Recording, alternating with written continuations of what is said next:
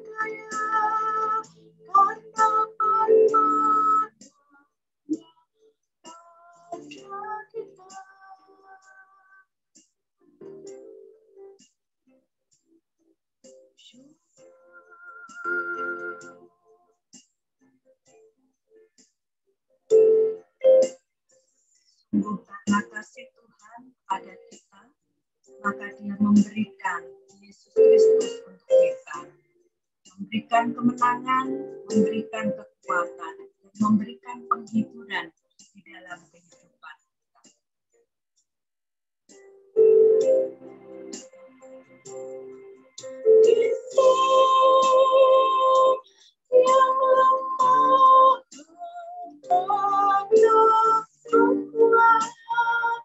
Dan yang miskin berkata,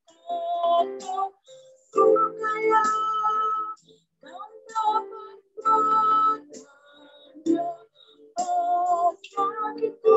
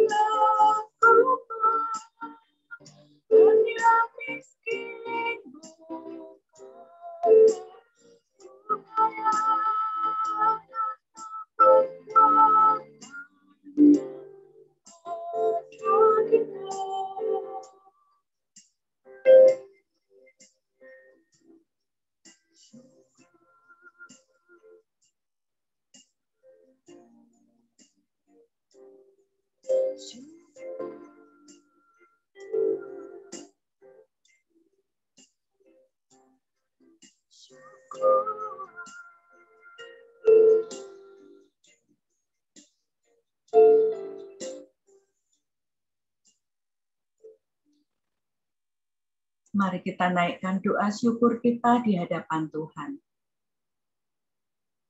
Tuhan, kami sungguh bersyukur kepada Engkau. Jikalau kami ada saat ini, semua itu karena pertolongan Tuhan. Semua itu karena cinta kasih Tuhan yang begitu besar kepada kami. Kami bersyukur untuk anugerah-Mu yang besar, Putra-Mu yang tunggal Engkau berikan kepada kami untuk menyelamatkan hidup kami. Kami bersyukur pagi ini kami boleh menikmati hari-hari yang telah Tuhan berikan kepada kami dalam keadaan tubuh yang sehat, dalam keadaan hati yang penuh sukacita dan berlimpah dengan syukur. Tuhan, kami menyerahkan persekutuan doa pagi ini ke dalam tangan kasih-Mu. Tuhan sertai, Tuhan urapi setiap kami yang bertugas. Tuhan juga menolong setiap sarana yang kami pergunakan. Kiranya semua Tuhan lancarkan, sehingga semua boleh berjalan dengan baik untuk kemuliaan bagi nama-Mu. Kami menyerahkan hamba-Mu, Pendeta Edi SS, yang akan menyampaikan kebenaran firman-Mu. Biarlah Tuhan Engkau mengurapi beliau, Tuhan, sehingga firman yang akan disampaikan adalah suara Allah yang akan kami dengar untuk menikmati roti hidup pada hari ini. Terima kasih Tuhan Yesus, di dalam nama-Mu kami menaikkan doa kami. Amin. Kita akan mendengarkan firman Tuhan dan kita mempersiapkan dengan pujian Bagi Yesus kuserahkan.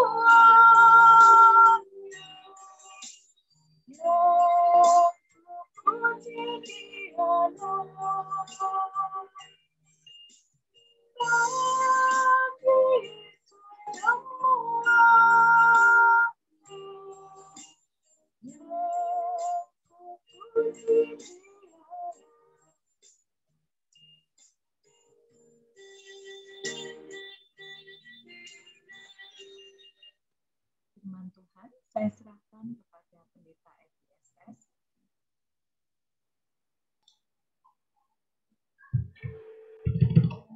Baik, jemaat sekalian, mari kita berdoa sebelum kita bersama-sama belajar dari kebenaran firman Tuhan. Bapa di surga, kami mensyukuri untuk setiap hari baru yang Tuhan percayakan bagi kami. Kami percaya ini bukan karena kekuatan kami untuk kami boleh bangun di pagi hari ini, tapi semua karena anugerah Tuhan semata. Kami boleh bangun dengan tubuh yang sehat, ini semua karena anugerah Tuhan. Bila di pagi hari ketika memulai hari, kami menyerahkan segala sesuatunya ke dalam tangan Tuhan. Kami mensyukuri ya Tuhan, untuk kami boleh ada waktu untuk kami berdoa, belajar firman. Kiranya saat ini kami menyerahkan khususnya untuk perenungan firman ini ke dalam tangan-Mu ya Tuhan. Kau memberkati kami agar firman yang hidup, firman yang kami perlukan tiap-tiap waktu itu Engkau penuhkan di pagi hari ini ya Tuhan. Terima kasih ya Tuhan, berbicara pada kami karena kami semua siap mendengar. Di dalam nama Tuhan Yesus Kristus Allah kami yang hidup, kami berdoa. Amin. Ya, selamat pagi Bapak Ibu semua. Senang sekali bisa kembali untuk belajar bersama-sama dalam perenungan firman Tuhan. Hari ini saya memberi judul untuk renungan doa sebagai penyembahan. Kita akan melihat Matius 6 ayat 9 sampai 13. Saya akan membacakan untuk kita semua, ini ayat yang sangat familiar, mungkin bagi kita rasanya sudah hafal semua gitu ya. Matius 6 ayat 9 sampai 13. Firman Tuhan berkata, "Karena itu berdoalah demikian. Bapa kami yang di surga, dikuduskanlah namamu, datanglah kerajaanmu, jadilah kehendak-Mu di bumi seperti di surga. Berikanlah kami pada hari ini makanan kami yang secukupnya. Dan ampunilah kami akan kesalahan kami, seperti kami juga mengampuni orang yang bersalah pada kami. Dan janganlah membawa kami ke dalam pencobaan, tetapi lepaskanlah kami daripada yang jahat. Karena Engkaulah yang mempunyai kerajaan dan kuasa dan kemuliaan sampai selama-lamanya. Amin." Ya, Bapak Ibu sekalian dikasih Tuhan, ketika kita mendengar firman Tuhan yang tadi saya bacakan, kita langsung ingat posisinya. Di tiap-tiap minggu kita selalu berdoa demikian. Saya boleh mengatakan inilah doa yang terbanyak di tiap ibadah kita, karena tiap minggu kita berdoa yang sama seperti itu. Nah, saya ingin bersama-sama mengajak kita semua untuk mengerti posisi doa itu seperti apa. Saya, Nicholas, dan mungkin beberapa teman-teman yang lain, seperti Mbak Dwi juga, kita pernah belajar teologi gitu ya. Soalnya doa itu tidak ada posisinya di teologi. Ini Bapak Ibu kaget loh, kok Pak Ibu ngomongnya begitu. Iya, kita mengenal namanya sistematika. Sistematika itu Tuhan ada, kemudian Yesus Kristus, Anak, kemudian Roh Kudus itu ada, kemudian ada berapa yang lain gitu. Tapi doa nggak ada. Nah, kita kan bingung. Nah, seharusnya doa itu kan sesuatu yang penting bagi kita. Kalau ada yang mengatakan doa adalah nafas hidup orang percaya, iya. Tapi itu bukan sistematika. Maksudnya seperti ini. Kalau sistematika, ya itulah. Tidak bisa digeser-geser lagi.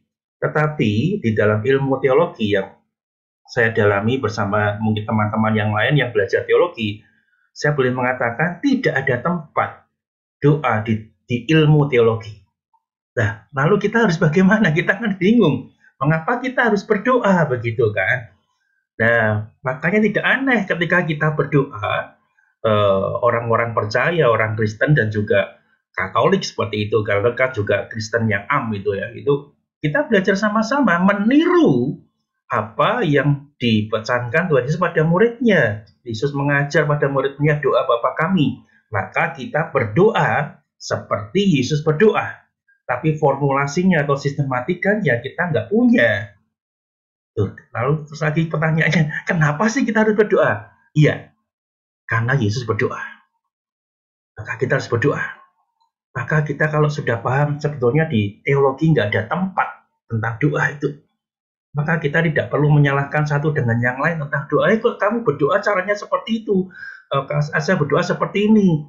Nah, apa yang menjadi judul pada pagi hari ini adalah doa sebagai penyembahan. Ini juga seringkali menjadi salah mengerti di antara orang-orang percaya. Kalau saya berdoa tuh ya harusnya doa nyembah pada Tuhan seperti sungguh-sungguh gitu ya. Saya berjumpa dengan teman saya, itu teman waktu masih remaja begitu ya. Kamu berdoa kok cuma seperti itu? Doa tuh ya sungguh-sungguh menyembah seperti itu, enggak cuma berdoa diem, lipat tangan, tutup mata, kemudian naikkan doa. Tidak seperti itu. Doa itu menyatakan penyembahan sungguh-sungguh. Dia tahu saya pendeta, tapi saya diajari sama dia begitu ya. Nggak apa-apa gitu ya, nggak masalah. Tapi kemudian dia juga sulit untuk menjelaskan gitu ya. Bagaimana di dalam tiap-tiap kebaktian kita berdoa, misalnya doa siapa, doa penyembahan seperti apa? Saya tanya balik, dia pun juga bingung. Bagaimana sikapnya harus seperti apa? Saya tanya dasarnya Alkitab dari mana? Nggak ada juga begitu kan. Nah, makanya ketika dasar Alkitabnya tidak kuat, kita tidak boleh menghakimi satu dengan yang lain. Bagi saya, apapun yang kamu naikkan doa itu, ya berdoalah. Tapi yang jelas seperti apa kita berdoa nanti kita akan lihat. Jadi doa sebagai penyembahan itu tidak ada tempatnya di dalam teologi, tetapi Yesus berdoa dan mengajarkan kita berdoa. Ada memang bagian-bagian di mana Yesus juga mengatakan berdoa jangan seperti orang ini, berdoa seperti ini. Tetapi itu bukan formulasi yang utama, tetapi doa yang saya angkat di sini adalah doa sebagai penyembahan. Nah, kita lihat kalau doa sebagai penyembahan, yang bukan penyembahan itu yang bagaimana? Saya berangkat yang bukan dulu ya. Yang bukan itu apa? Doa yang berfokus pada diri sendiri. Subjektif, jadi menurut saya, dan berorientasi pada kebutuhan pribadi. Mari kita perhatikan di Matius pasal 6 ayat 9-13. Apakah di situ ada doa yang berfokus pada diri sendiri? Enggak. Kita lihat nanti kita sudah lakukan doa tiap minggu begitu. Bukan fokus pada sendiri, meskipun ada bagian kita, tetapi tidak seluruhnya berisi tentang fokus pada diri sendiri. Kemudian yang lain yang bukan penyembahan adalah anggapan bahwa doa tidak lebih dari suatu cara untuk mendapatkan apapun yang diinginkan dari Allah. Kita punya Allah, maka kita inginkan sesuatu dan itu caranya adalah dengan kita berdoa. Jadi kita pakai doa sebagai untuk memperalat Tuhan gitu ya. Kita punya Allah yang besar, kita punya Allah yang kuasa, dan kita memperalat Tuhan untuk ini cara kita mendapatkan apapun yang kita inginkan. Saya mengatakan ini bukan penyembahan. Jadi bukan caranya kita memuji Tuhan, kita menyembah-nyembah. Maksudnya kalau di dalam konteks teman saya ya, dia sampai rebahan, dia sampai berdoa sungguh-sungguh naikkan doa pada Tuhan. Saya tuh rasanya begitu dekat sama Tuhan. Tapi kalau intinya minta ini bagi doa sebagai satu cara untuk mendapatkan apapun, yaitu bukan doa penyembahan yang kita inginkan. Nah, yang lain adalah doa, perhatikan ini, menjadi cara gaib. Wah, saya tulisan cara gaib ya. Untuk mendapatkan sesuatu. Allah itu berkewajiban untuk memberikan segala sesuatu yang baik. Kalau tadi cara, yang kedua saya berikan cara gaib. Jadi kita berproses dengan diri sendiri. Kalau saya berdoa dengan cara seperti ini, cara gaib, bisa seperti itu. Misal kita punya kebiasaan sendiri gitu ya. Seperti apa kita nggak ngerti masing-masing. Misalnya, kalau saya tuh berdoa puasa dulu sampai 2 bulan ya, seperti itu, nanti Allah akan mendengar doa saya dan saya akan mendapatkan sesuatu. Ini cara gaib. Saya katakan ini bukan doa penyembahan. Ini bukan penyembahan. Tapi kembali lagi kepada diri kita sendiri, subjektif tadi ya. Orientasinya adalah kebutuhan kita pribadi. Nah, seorang teolog yang hebat, John MacArthur, dia mengatakan demikian. Doa yang seperti di atas, maksudnya berorientasi pada diri sendiri, ingin mendapatkan sesuatu. Ini doa yang merendahkan nama Tuhan. Perhatikan, doa yang merendahkan nama Tuhan. Doa mengerikan yang menentang natur Allah. Menentang kehendak Allah. Dan menentang firman Allah. Jadi Bapak Ibu dan saudara-saudari kalian perhatikan. Kalau fokus doa kita seperti ini, apapun yang kita lakukan di dalam doa-doa kita yang berfokus pada diri kita. Kita mau jungkir balik seperti apa dengan sikap doa yang dilihat orang itu luar biasa. John MacArthur mengingatkan kita. Itu merendahkan nama Tuhan. Dosa yang mengerikan. Yang menentang natur Allah. Menentang kehendak Allah. Dan menentang firman Allah. Maksudnya di dalam segala sesuatu yang kita upayakan, ujungnya adalah untuk kita sendiri. Apakah kita tidak boleh minta? Boleh, pasti boleh. Doa itu boleh meminta. Makanya saya ingin mengajak nanti kita lihat kenapa saya ambilnya doa Bapa Kami. Nah, kita perhatikan lagi slide berikutnya yang lebih tajam untuk mengingatkan kita seperti ini. Alkitab itu mengajarkan Allah itu berdaulat, dan inilah sistematika. Secara teologi nggak berubah-ubah. Allah itu berdaulat, dan kita itu hamba-hambanya. Itu ajaran Alkitab. Tetapi perhatikan, Bapak Ibu sekalian, doa bisa menjadikan manusia itu berdaulat, dan Allah sebagai hambanya, hamba kita manusia. Kebalik kan, kita udah mulai merasakan kan. Harusnya Allah itu berdaulat, dan kita itu hamba-hambanya. Tetapi doa, perhatikan, justru terbalik. Bisa, perhatikan, bisa loh ya, bukan selalu ya. Bisa menjadikan manusia yang berdaulat, Allah sebagai hambanya. Saya tidak menolak, saya juga menerima tentang hamba-hamba Tuhan yang dikaruniai untuk bisa menyembuhkan. Namanya karunia, kita sudah belajar karunia ya. Ya terserah Tuhan. Tugasnya hamba Tuhan itu adalah mendoakan saja. Kuasa kesembuhan datangnya daripada Tuhan. Tetapi akan keliru ketika manusia itu atau si hamba Tuhan itu atau orang itu siapapun juga ketika dia berdoa dan harus sembuh. Nah ini kita lihat dia sebagai Allahnya.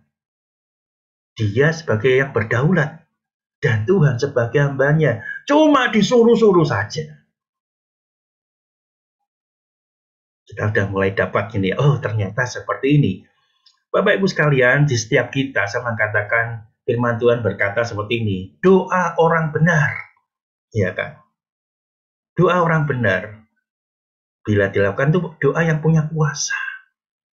Saya ingin mengatakan kepada kita semua, kita itu punya kuasa di dalam doa kita. Punya kuasa. Tetapi kuasa itu bukan kuasa untuk mengatur Allah. Tetapi di dalam setiap doa kita ada kuasa. Nah, saya ingin bedakan seperti ini. Kalau kita yang berdaulat, setiap doa kita itu harus dipenuhi oleh Tuhan. Tetapi kalau kita mengatakan di dalam doa kita ada kuasa, iya. Tapi kuasa itu Tuhan sendiri yang mengizinkan, bukan kita. Saya melihat, mendengar bahwasanya di antara Bapak Ibu semua ini rajin berdoa. Dan khususnya pada hari Rabu kita bersama-sama berdoa. Nah, inilah satu sukacita bagi kita semua. Bapak Ibu semua rajin berdoa dan bersama-sama berdoa. Kalau kita cuma berdoa tiap-tiap minggu hanya satu kebiasaan, barangkali kuasa itu enggak ada. Karena kita berdoa di dalam kebiasaan. Tapi kalau kita berdoa, dan dalam konteksnya doa sebagai penyembahan, ada kuasa di dalamnya. Meskipun kita tidak menyadari ada kuasa di dalamnya. Pernah kan kita mendengar jemaat kita ketika didoakan oleh si A, permohonannya dikabulkan, dan doanya didengar. Nah, itulah ada kuasa. Meskipun kadang kita sukar untuk menyadarinya. Nggak sadar, maksudnya tidak sadar untuk menyadarinya. Saya sering merasakan, sering ya, bukan berarti pasti, sering merasakan. Ketika berdoa itu ada kuasa yang keluar dari badan saya gitu. Rasanya kalau sudah berdoa seperti itu, saya tahu Tuhan mendengar doa yang saya naikkan. Tidak harus doa tentang diri saya sendiri, apapun yang saya naikkan doa itu keluar gitu. Nah itulah doa spontan yang saya naikkan dan saya merasa ini doa saya dijawab. Dan kenyataannya demikian. Ada kepekaan khusus gitu ya. Rabu lalu ketika saya mendoakan gitu ya. Selesai persoalan doa itu badan saya lemes semua Bapak sekalian.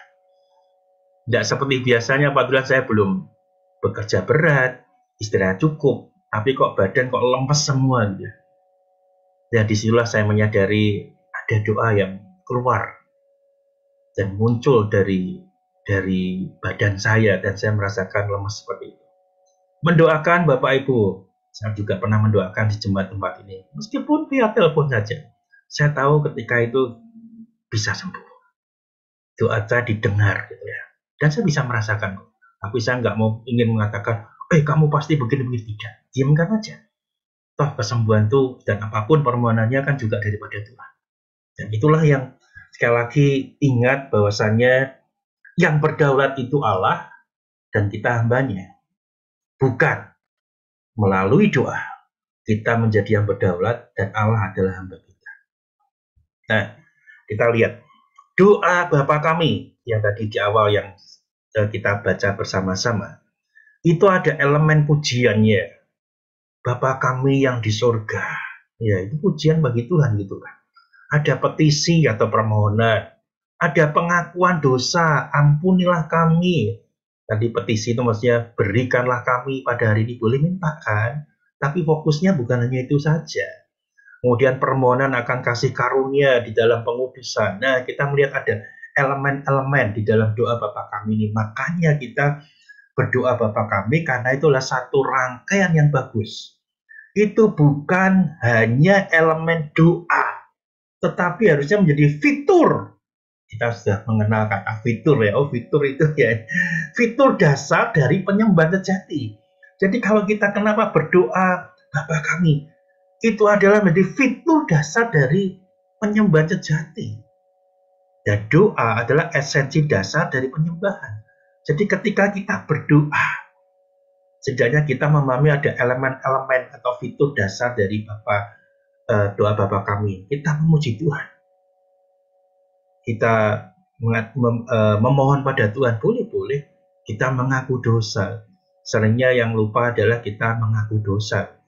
Maka kita paksa di dalam kebaktian kita. Dalam seminggu, sebulan sekali minimal kita mengaku dosa kita. Saya berikan kesempatan bagi kita untuk berdoa pada Tuhan. Itu memang dipaksa, tetapi harusnya menjadi bagian dari kehidupan kita. Nah, kita lihat kalau kita sudah mengerti seperti ini doa Bapa kami dan bla bla bla. Nah, seluruh saya katakan tadi doa adalah esensi dasar seluruh aspek doa. Seharusnya adalah penyembahan. Ekspresi pujian. Sekali lagi itu bukan satu-satunya. Bagus kita lihat ada orang yang berdoa sampai bisa memuji Tuhan, rasanya kalau saya berdoa sama Tuhan tuh rasanya hatinya tuh naik gitu ya, rasa dia seperti itu, rasa-rasa yang ada di alam. Boleh nggak? Ya betul, nggak apa-apa, tapi itu bukan satu-satunya. Kalau kita jatuh ke situ, kita jatuh dalam kesombongan diri, fokus pada diri sendiri juga. Ada juga ketidaklayakan. Hasrat untuk melihat kehendak Allah itu dipenuhi. Dan ketergantungan padanya untuk seluruh kebutuhan yang diperlukan. Jadi bukan kepastian, sekali lagi bukan kepastian, seluruh kebutuhan kita diperlukan, yang kita perlukan tidak, tapi kebergantungan. Nah, menarik bukan? Nah, inilah kalau kita bisa mengerti seluruh aspek doa seharusnya adalah penyembahan kita kepada Tuhan. Bapak Ibu sekalian, jangan ini saya kasih disclaimer dulu ya, jangan memfokuskan diri pada penyembahan itu cuma puji-pujian, tidak loh ya. Ini ada yang lain, ada 4 hal setidaknya, ada pujian, ada ketidaklayakan, hasrat melihat kehendak Allah, dan kebergantungan padanya. Nah, kalau kita udah memahami inilah seharusnya aspek doa itu seharusnya adalah penyembahan. Inilah yang sedang kita pelajari bersama-sama. Kalau kita bisa berdoa di dalam tataran seperti ini, kita sedang bersama-sama menaikkan doa sebagai penyembahan kita kepada Tuhan. Kita tidak harus ya. Dengan doa terus kita naikkan puji-pujian supaya suasana-suasana itu bisa. Bukan satu-satunya. Itu cara iya, tapi bukan satu-satunya. Tapi kalau kita punya di dalam doa kita ada ketidaklayakan, itulah doa penyembahan kita. Di dalam doa kita ada kebergantungan kita padanya, itulah doa penyembahan kita. Dan di dalam doa kita punya hasrat supaya kehendak Allah, ingat ya, ini kehendak Allah dipenuhi, bukan kehendak kita dipenuhi. itulah doa penyembahan kita. Nah, Bapak Ibu sekalian, sekali lagi tidak mudah untuk kita doa sebagai penyembahan ini. Bukan di tataran teologis, di sistematika yang harus gitu ya. Tetapi kita belajar, oh ini doa sebagai penyembahan, dan kita bisa lakukan. Nah, saya akan memberikan 3 contoh sebelumnya. Apakah ini termasuk doa penyembahan? Bahkan ini mungkin doa yang mungkin realitas terjadi dalam kehidupan kita. Ini doa dari pemungut cukai. Ketika dia datang di bait Allah, dia cuma ngomong seperti ini. Ya Allah, kasihanilah aku, orang berdosa ini. Simple, sederhana. Dia sadar akan dosanya. Dan dia mohon di dalam doa itu. Kasihanilah aku, orang berdosa ini. Saya boleh mengatakan pada kita semua. Ini adalah doa penyembahan. Ada pujian bagi Tuhan. Tuhan itu terlalu tinggi bagi dia. Ada ketidaklayakan di dalam dirinya. Ada hasrat untuk melihat kehendak Allah dipenuhi. Dan kebergantungan pada Allah. Simpel kan doanya kan? Apakah dia menaikkan puji-pujian, boro-boro menaikkan pujian? Kemudian dilihat orang aja malu, karena pemungut cukai sudah dicap sebagai orang berdosa. Doa yang simpel. Tapi inilah doa penyembahan. Dan kemudian doa yang dilakukan oleh seorang penjahat yang ada di samping Yesus yang waktu itu di atas kayu salib itu ya. Yesus, ingatlah aku apabila engkau datang sebagai raja. Ada emang keinginan dalam dirinya, permohonan dalam dirinya petisi gitu ya. Tapi perhatikan, ingatlah aku. Ya terserah Tuhan mau ingat-ingat atau enggak gitu kan. Bukan pastikan Tuhan kamu harus. Ya kan, bukan. Ingatlah aku, permohonan. Ya kita belajar daripada penjahat ini. Inilah doa penyembahan yang tulus, yang murni, yang keluar dari hatinya. Dan yang terakhir, ini doa dari Petrus. Dia sudah bisa berjalan di atas air. Tapi dikatakan ketika angin yang kencang membuat dia takut, kemudian dia mulai tenggelam. Petrus berkata, Tuhan, tolonglah aku. Satu permohonan, tetapi yang membedakan adalah ini dinaikkan sebagai kebergantungan Petrus kepada Yesus.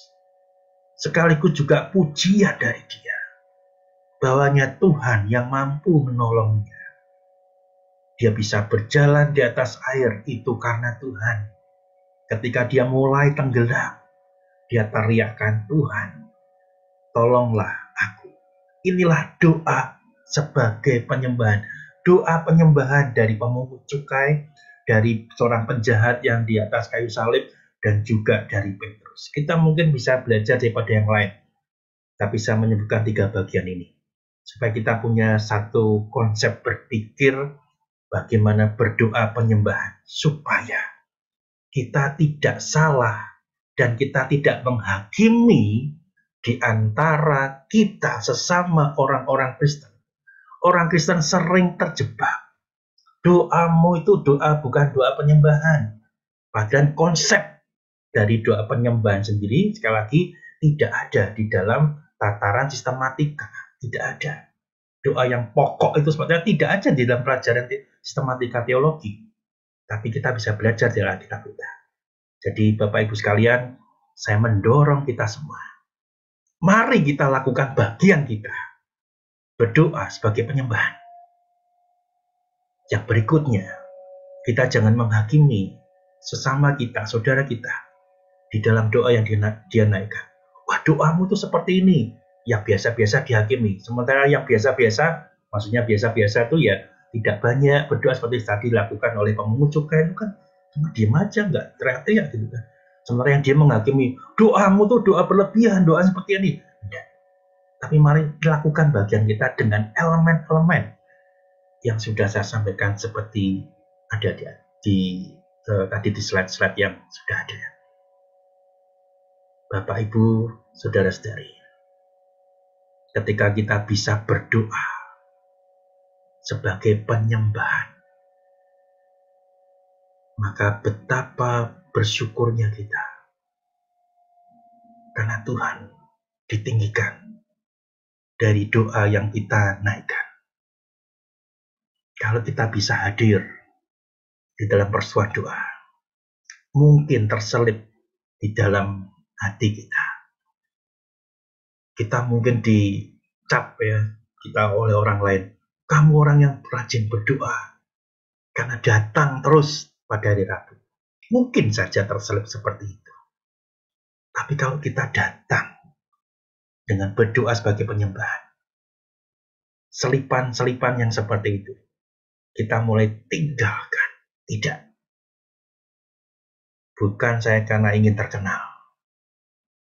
Karena saya orang yang berdoa. Tetapi saya berdoa sebagai penyembahan saya kepada Tuhan. Kiranya kita semua diberkati. Amin. Mari kita berdoa. Bapa di dalam surga, sungguh kami bersyukur. Engkau memberikan pada kami satu hal yang terbaik di dalam cara kami berdoa. Ketika Engkau mengajarkan pada murid-murid-Mu, doa yang kami kenal dengan doa Bapa kami. Kami melihat, merasakan bagaimana doa menjadi doa sebagai penyembahan kami, ya Tuhan.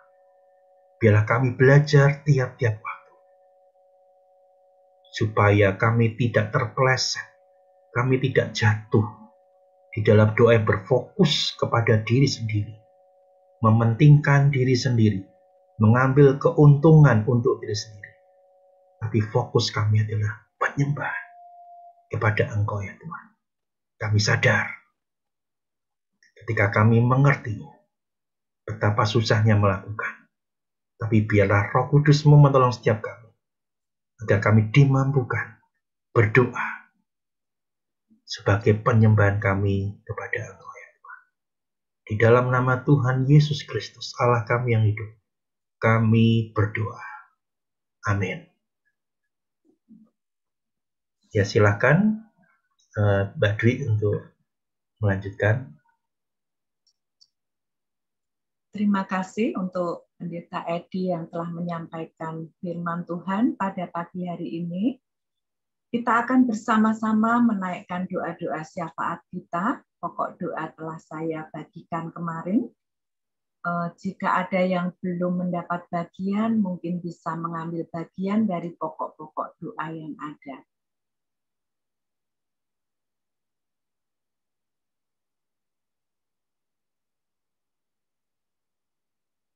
Nanti doa penutup akan dipimpin oleh Ibu Rita.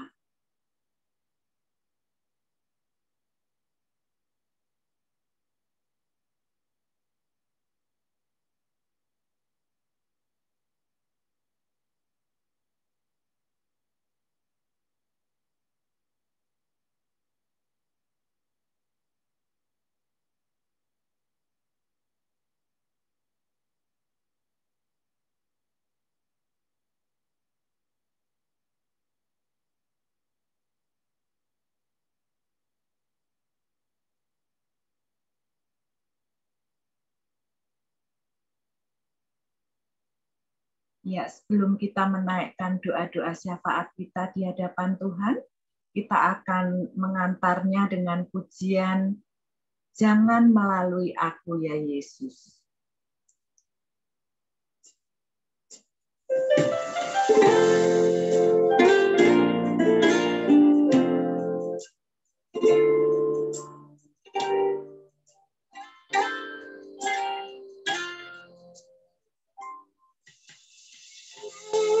Yesus Tuhan penebusku, dengar doaku. Janganlah Engkau lalui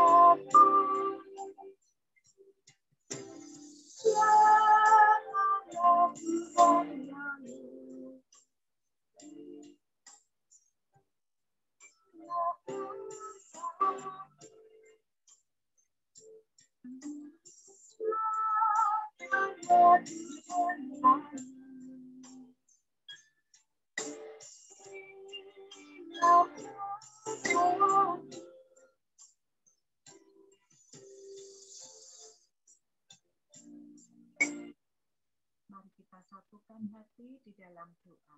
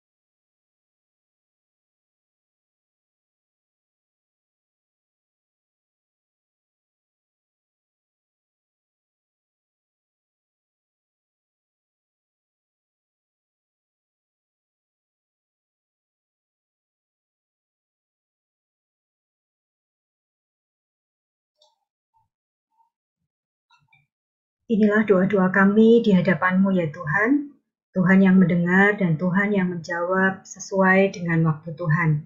Saat ini Bapa, kami bersama-sama berdoa, kiranya Tuhan yang terus memperlengkapi GI Dwi Tsunami, sehingga melalui hamba-Mu ini banyak orang yang semakin setia kepada Tuhan. Kami juga berdoa Tuhan memperlengkapi Ibu Winda dan keluarga. Melalui mereka, banyak orang yang mendengar akan keajaiban-keajaiban yang Tuhan lakukan buat keluarga mereka. Tuhan yang mendengar kerinduan Bu Winda. Kami juga berdoa untuk Ibu Indriati. Kiranya Tuhan terus memperlengkapi Ibu Indriati dan keluarga. Melalui mereka, banyak orang semakin dikuatkan di dalam perjalanan iman mereka. Kami berdoa untuk Ibu Ruth dan keluarga. Kiranya Tuhan terus memperlengkapi Ibu Ruth dan keluarga. Banyak orang diberkati dan menjadi berkat. Tuhan juga memperlengkapi Oma Dani dan keluarga. Kiranya Tuhan melalui mereka ya Tuhan, banyak orang yang merasakan jawaban-jawaban doa yang dinaikkan. Kami berdoa untuk Opa Dani, kiranya Tuhan yang terus memulihkan dengan sempurna. Kami juga berdoa untuk Ibu Ana, Tuhan memperlengkapi Ibu Ana dan keluarga. Melalui mereka, banyak orang yang merasakan kasih Tuhan yang nyata. Kami berdoa untuk Ibu Linda, kiranya Tuhan terus memperlengkapi Ibu Linda dan keluarga. Melalui mereka, banyak orang yang merasakan sukacita yang dari Tuhan. Tuhan juga memperlengkapi Ibu Sunaryati dan keluarga. Melalui mereka, banyak orang yang mengalami damai sejahtera yang dari Tuhan. Tuhan juga memperlengkapi Ibu Hana dan keluarga. Melalui mereka, banyak orang yang semakin gemar membaca dan mendengarkan firman Tuhan. Kami juga berdoa untuk Pak Theo. Kiranya Tuhan terus memperlengkapi Pak Theo dan keluarga. Banyak orang yang diberkati dengan pekerjaan dan talenta yang Tuhan percayakan buat mereka. Kami berdoa untuk Pak Anton. Kiranya Tuhan terus memperlengkapi Pak Anton dan keluarga. Melalui mereka, banyak orang dikuatkan, diteguhkan iman percaya mereka kepada Tuhan. Tuhan juga memperlengkapi Pak Aji dan keluarga. Melalui mereka, banyak orang yang setia melayani Tuhan. Berdoa untuk Pak Hendra, kiranya Tuhan yang memperlengkapi Pak Hendra dan keluarga. Melalui mereka, banyak orang yang mendengar keajaiban dan mujizat Tuhan yang Tuhan nyatakan di dalam kehidupan mereka. Tuhan memperlengkapi untuk Pak Listio dan keluarga. Melalui mereka, banyak orang diberkati melalui talenta-talenta yang Tuhan percayakan buat mereka. Tuhan memperlengkapi Pak Jun dan keluarga. Melalui mereka, banyak orang mendapatkan kekuatan baru yang dari Tuhan. Kami berdoa untuk Pak Alep dan keluarga. Kiranya Tuhan terus memperlengkapi Pak Alep dan keluarga. Melalui mereka, banyak keluarga yang menikmati akan kebaikan-kebaikan Tuhan. Berdoa untuk Pak Thomas. Kiranya Tuhan juga terus memperlengkapi Pak Thomas dan keluarga. Melalui mereka, banyak orang yang mendengar kebaikan Tuhan, merasakan kasih Tuhan. Berdoa untuk Pak Yunus, kiranya Tuhan yang terus memperlengkapi Pak Yunus dan keluarga. Melalui mereka, banyak orang yang merasakan kasih Tuhan yang nyata dalam kehidupan mereka. Tuhan juga memperlengkapi Pak Rudi dan keluarga. Kiranya melalui mereka, banyak orang mengalami sentuhan tangan Tuhan di dalam kehidupan mereka. Tuhan juga memperlengkapi Pak Indarto dan keluarga. Kiranya melalui mereka, banyak orang mendengar akan keajaiban dan mujizat yang Tuhan nyatakan di dalam kehidupan mereka. Tuhan yang terus juga memulihkan, menyembuhkan Pak Indarto dengan sempurna. Berdoa untuk Mbak Ngamira, kiranya Tuhan juga terus memperlengkapi Mbak Ngamira. Banyak orang diberkati dan menjadi berkat. Kami juga berdoa kiranya Tuhan yang terus memperlengkapi Pak Indah dan keluarga. Melalui mereka, firman Tuhan terus diberitakan dan banyak orang yang diselamatkan. Berdoa untuk Nicholas, kiranya Tuhan terus memperlengkapi Nicholas. Banyak anak-anak muda yang boleh mendengar firman Tuhan dan banyak anak-anak muda yang percaya kepada Tuhan dan dimenangkan. Kami berdoa untuk pendeta IDSS, kiranya Tuhan yang terus memperlengkapi pendeta IDSS dan keluarga. Melalui mereka, nama Tuhan dimuliakan, ditinggikan, bersama dengan jemaat-Mu GKMI Pengharapan, mengembangkan gereja Tuhan. Kami menyerahkan ya Tuhan, seluruh jemaat-Mu GKMI Pengharapan. Kiranya Tuhan memberkati berlimpah-limpah di dalam pelayanan, di dalam pekerjaan, di dalam kehidupan rumah tangga mereka. Tuhan yang terus menaungi mereka, Tuhan yang terus menuntun mereka melakukan perjalanan iman semakin teguh, semakin kuat dalam kondisi apapun. Kami boleh menjadi pendoa-pendoa yang benar. Kami boleh menjadi orang-orang yang terus kuat di dalam Tuhan. Terima kasih Bapa, kami bersyukur. Kami juga berdoa untuk panitia Natal, kiranya Tuhan yang terus menolong, memberkati, memberikan hikmat untuk seluruh panitia Natal boleh mengerjakan, mengemban tugas yang Tuhan percayakan. Kiranya semua boleh berjalan dengan baik dan setiap panitia Natal boleh mengerjakannya dengan kasih yang tulus kepada Tuhan. Terima kasih Bapa, kami menyerahkan seluruh aktivitas kami hari ini ke dalam tangan Tuhan. Tuhan yang terus berjalan di depan kami dan setiap kami mau taat terhadap tuntunan Tuhan. Di dalam nama Tuhan kami Yesus Kristus kami berdoa dan bersyukur. Amin. Kita pujikan Bapa, terima kasih. Bapa